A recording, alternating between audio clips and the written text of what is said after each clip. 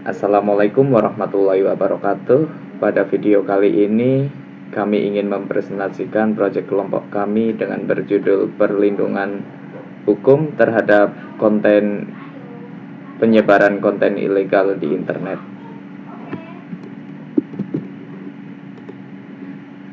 Dengan anggota kelompok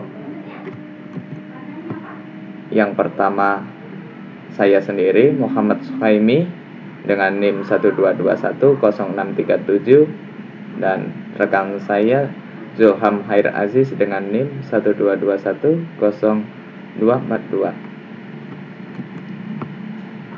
Baik, kita akan memasuki latar belakang.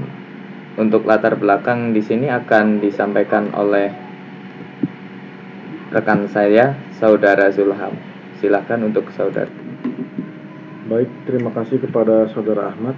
Berikut saya akan menyampaikan latar belakang dari proyek kami.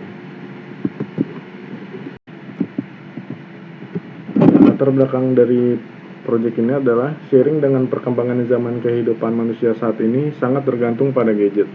Internet memberi banyak pengaruh di era globalisasi saat ini, khususnya yang berkaitan dengan hak cipta. Makalah ini bertujuan untuk membahas mengenai perlindungan hukum hak cipta pada karya yang diakses secara ilegal melalui internet, serta pelaksanaan penegakan hukum pada hak cipta terhadap pengunduhan ilegal pada internet. Berikutnya ada illegal content. Apa itu illegal content? Illegal content merupakan kejahatan dengan memasukkan data atau informasi ke internet tentang sesuatu hal yang tidak benar, tidak etis, dan dapat dianggap melanggar hukum atau mengganggu ketertiban umum. Sebagai contohnya, pemuatan suatu berita bohong atau fitnah yang akan menghancurkan martabat atau harga diri pihak lain. Hal-hal tersebut yang berhubungan dengan pornografi atau pemuatan suatu informasi yang merupakan rahasia negara, agitasi dan propaganda untuk melawan pemerintahan yang sah dan sebagainya.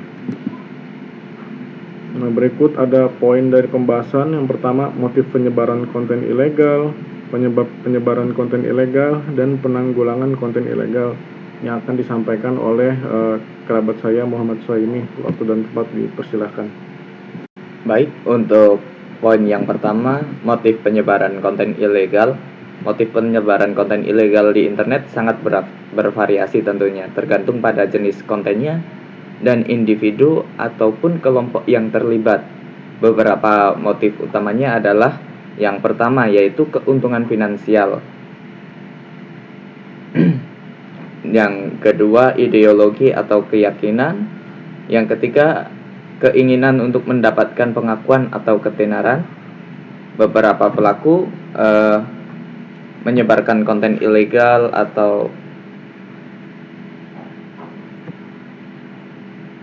hal-hal ilegal terkait konten untuk mendapatkan perhatian atau pengakuan, ya, supaya ingin dirinya itu dikenal di kalangan dunia internet. Dan yang keempat ada balas dendam atau intimidasi.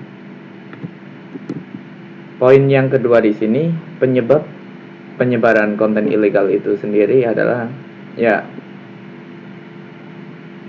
ada beberapa faktor yang mendorong penyebaran konten ilegal di internet. Poin pertama ada kemudahan akses dan anonimitas. Karena internet itu diakses dengan mudah, terus cara menyembunyikan diri atau anonimitas data dirinya diakses secara mudah, maka penjahat ini dengan mudah untuk melakukan hal-hal terkait konten ilegal. Poin kedua, kurangnya regulasi yang efektif. Beberapa negara mungkin memiliki regulasi yang cukup ketat atau penegakan hukum yang efektif untuk menangani penyebaran konten ilegal. Tapi regulasi yang kurang efektif menyebabkan banyak kasus penyebaran konten ilegal. Poin ketiga ada keterbatasan teknologi deteksi. Seringkali pemerintah membuat teknologi deteksi untuk menanggulangi penyebaran konten ilegal, akan tetapi teknologi deteksi itu tidak selalu update, dan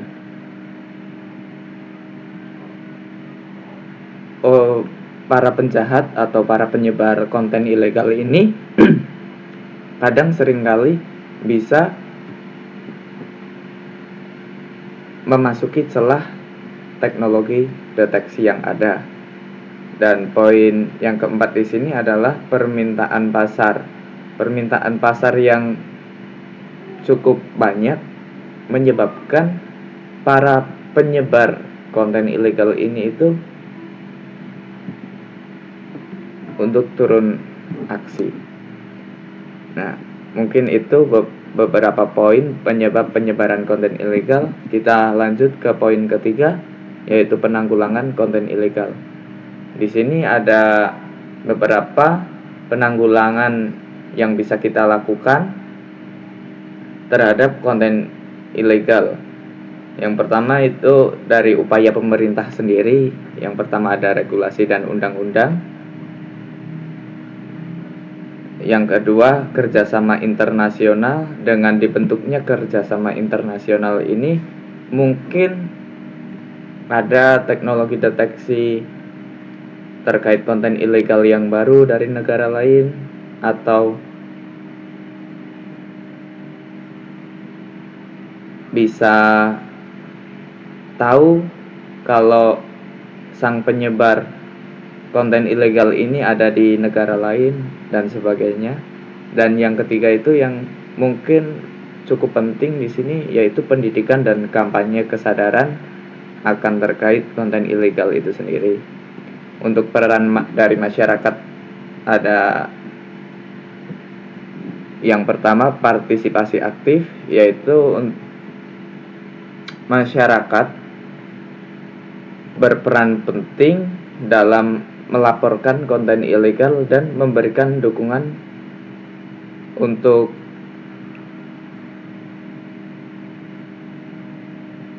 hal-hal yang